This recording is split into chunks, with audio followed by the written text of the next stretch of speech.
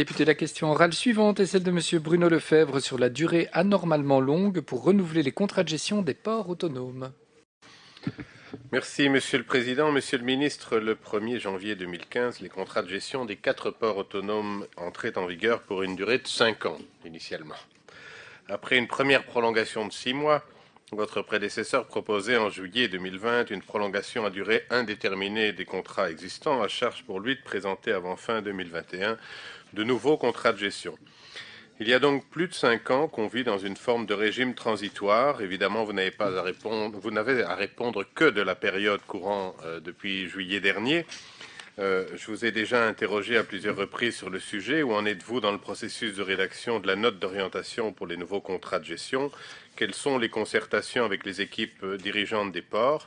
En avril dernier, vous m'indiquiez, je cite, « J'ai par ailleurs entrepris de rencontrer toutes les équipes sur le terrain. Ce fut le cas le 10 avril dernier au PAC et au PACO, où j'ai passé plus de 5 heures à rencontrer les différentes équipes. Ces rencontres se poursuivront le mois prochain puisque j'irai à Liège au PAL, mais également au port autonome de Namur pour m'imprégner concrètement des réalités des équipes de terrain et de leur travail. La réalité d'un port autonome à l'autre est en effet fort différente. » Fin de citation. Votre tour des équipes est-elle terminé? Quelles conclusions en tirer? Enfin, je pense qu'il faut en moderniser, voire en uniformiser la gestion, tout en tenant compte de leurs spécificités, évidemment, ports maritimes pour l'un et ports intérieurs pour les autres, tout en continuant à garantir pour chacun d'eux un ancrage local, voire interrégional, leur permettant de participer au développement économique de leur bassin de vie. Merci, Monsieur le Ministre. Merci, Monsieur le député. Monsieur le ministre, je vous en prie.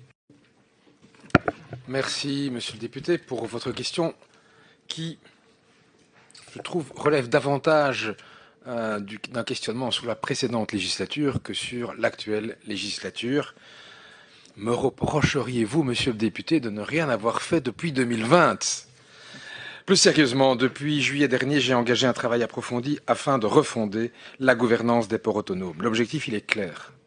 Proposer un modèle plus lisible, plus efficace, plus cohérent à l'échelle régionale, tout en respectant les réalités locales. Ce chantier s'inscrit dans la déclaration de politique régionale 2024-2029. Il répond à une exigence de sobriété administrative, d'efficacité publique et de valorisation optimale du domaine portuaire au service du développement économique, logistique et climatique de la Wallonie. À cette fin, une note d'orientation est en cours de finalisation et sera prochainement proposée à mes collègues au Conseil des ministres. Cette note déterminera les lignes de conduite dans la nécessaire réforme des ports autonomes en intégrant les recommandations de la Cour des comptes, les travaux du groupe d'experts de la législature précédente, les échanges avec les dirigeants des ports, les constats partagés sur la fragmentation actuelle de la gestion des actifs portuaires régionaux. La structure recherchée devra bien sûr permettre une simplification de la gouvernance, une gestion intégrée des projets, une meilleure cohérence des investissements, un renforcement de l'attractivité économique, tout en veillant à l'ancrage local.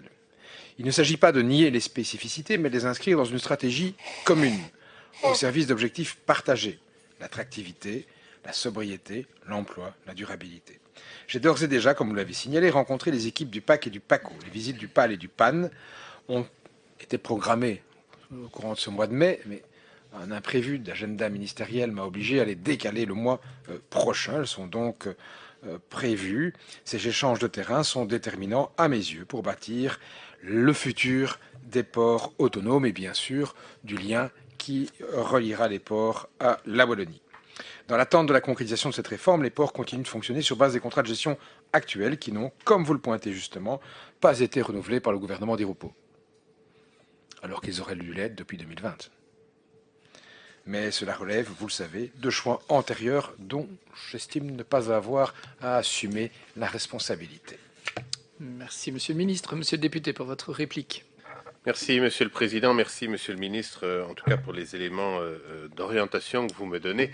Maintenant, j'entends qu'effectivement, et je l'ai signalé d'ailleurs dans ma question, que ça fait quelques années maintenant que le gouvernement précédent aurait dû faire le nécessaire aussi. J'attire tout de même votre attention que ça va faire 1 an que vous êtes en place et que vous n'allez pas pouvoir indéfiniment remettre les causes sur le dos de vos prédécesseurs. Merci beaucoup. Merci beaucoup. Ensuite, nous